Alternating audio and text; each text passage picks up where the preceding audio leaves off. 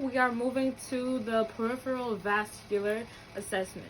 So the first thing I will do here is just inspect the patient's arms, looking for any abnormalities or masses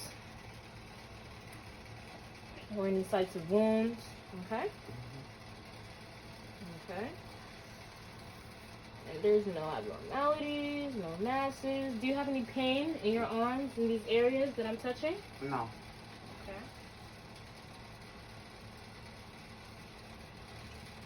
Okay.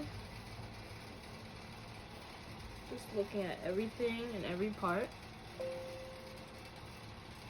Okay. So now I'm going to palpate for a pulse.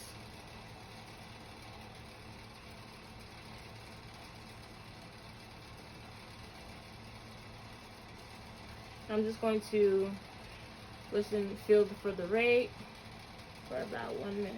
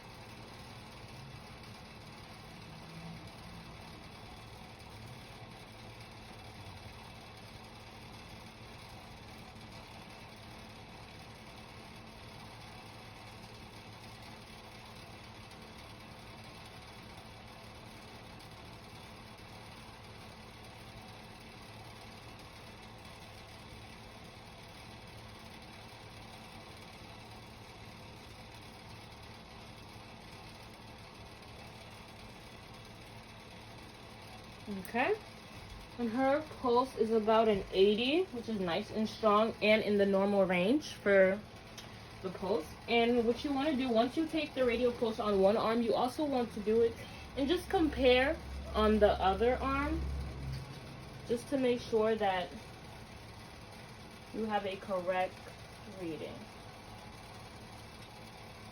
And this one I will just do for about 30 seconds and multiply it by 2. And when you're checking the radial pulse, you want to do it on the line of the thumb.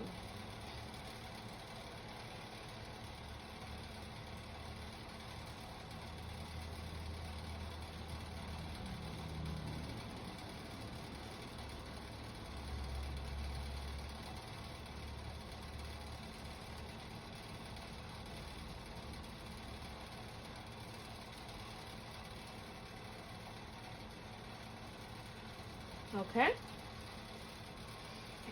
and it's the same thing. It's about an 80 still, and that they are strong, and the rate is both of them are consistent with each other. And now we're just going to move on to the brachial pulse.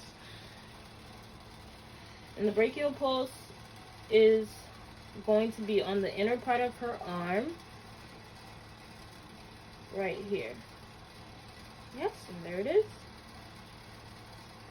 And when you're doing this, when you're feeling for the pulse, you don't want to put your thumb in, because you may get it confused with your own pulse, because you can also feel your own pulse in your thumb. Okay? And then you just want to palpate the epitrochlear nodes. And they should be non-palpable. The epitrochlear nodes are located right here, should be right below where you felt the brachial pulse. So you should feel it right here. You're just going to palpate that. Okay. Making sure that these nodes are non-palpable. Okay. So now I'm going to just move on to the pedal pulses, which is on the foot, which is the dorsalis pedis.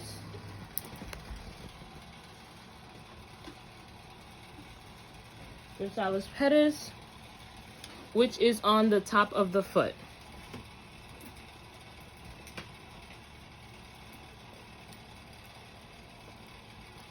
The dorsalis pedis, if you go right here, and you should feel that pulse right here. And it's a nice strong pulse.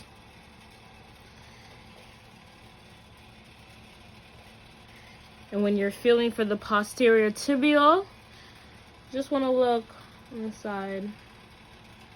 And I like to go like this to have a better feel and finding for it. Okay. And now we're just going to move on to the legs.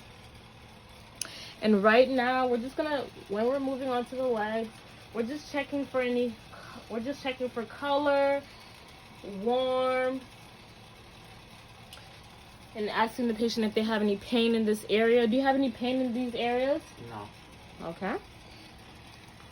So we're just assessing these. Okay. We're also checking for any signs of deep vein thrombosis. And deep vein thrombosis is basically a clotting in the deep vein, which is hence why it's called deep vein thrombosis. So you're basically checking for that. And any signs of deep vein thrombosis would go on the lines of swelling. For lighter skin patients, you may see redness. You may feel warmness. So we're just assessing for DVT. Okay. We're going to move on to the other leg and assess for DVT again. Okay, and the leg is at its normal temperature, normal body temperature. Okay. And then we're just going to start to check capillary refills on the hands and the feet. So I will start with the capillary refills on the feet. Okay.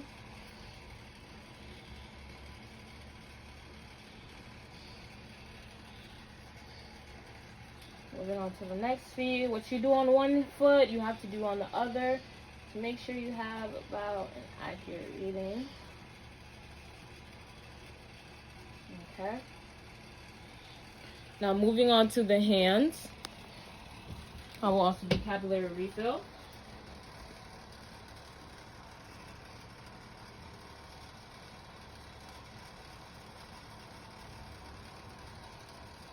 Okay.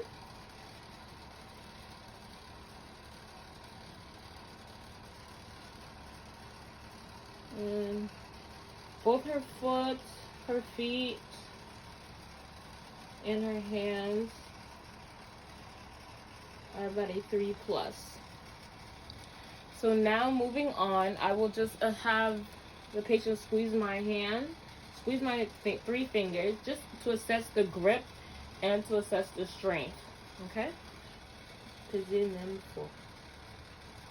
Okay? Okay, and her strength is about a 5 out of 5, which is normal, which is really good. And now we're just going to look at the legs again. And this time we're just looking for any signs of edema, which there isn't. And so any signs of edema will just be swelling at the ankles, at the calves. And there's no signs of edema. Okay. So now if I had a ruler or a measuring tape, I would measure the calves and I would measure the size of them and I would assess for pain again, and then that would be the test to see if she had deep vein thrombosis.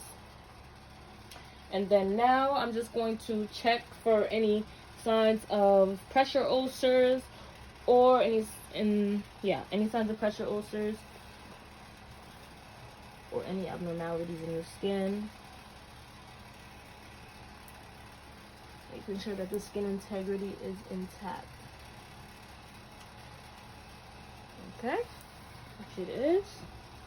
So that concludes the peripheral vascular assessment. Thank you.